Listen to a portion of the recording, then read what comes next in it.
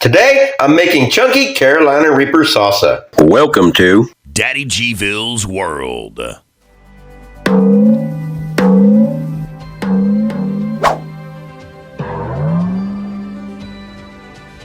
Let's eat!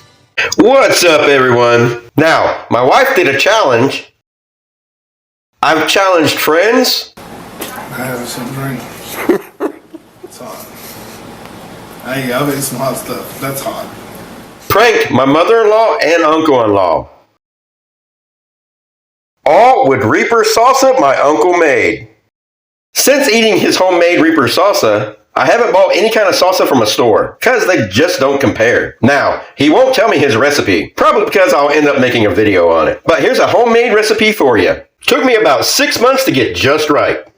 You will need fresh tomatoes, cowhorn chilies, red jalapenos, green jalapenos, bell peppers, yellow onion, fresh garlic, green onions, 4 ounces of water, apple vinegar, and fresh Carolina Reapers. Now, chop up your tomatoes.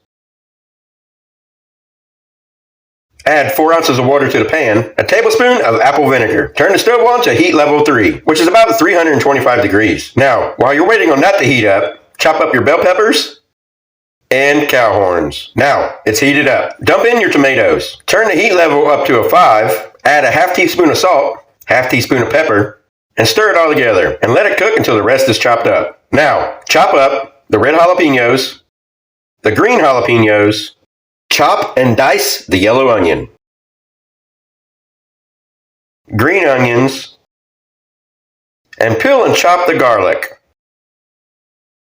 Now, I know this looks like a delicious salad, but it will burn you up. Now your tomatoes should be cooked down. Stir them up, then dump in all your peppers.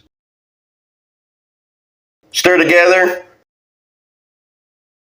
Now, I'm chopping up 10 Reapers, which is enough heat to spice up 100 meals. Warning, all these ingredients I'm showing you, I grew besides the garlic. And I'm making a large batch to jar for winter. I suggest you only use 1. Now, I'm going to chop and dice the Reapers. Now, add the Reapers and mix it all together. Put the lid on it and turn it down to a level 3 for about 10 minutes. Should look like this. Now, stir it up.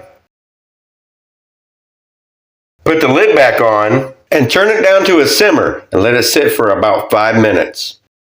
Once time is up, should look like this and you're done. Put it in the fridge to cool down and eat. Now, just grab your chips and enjoy.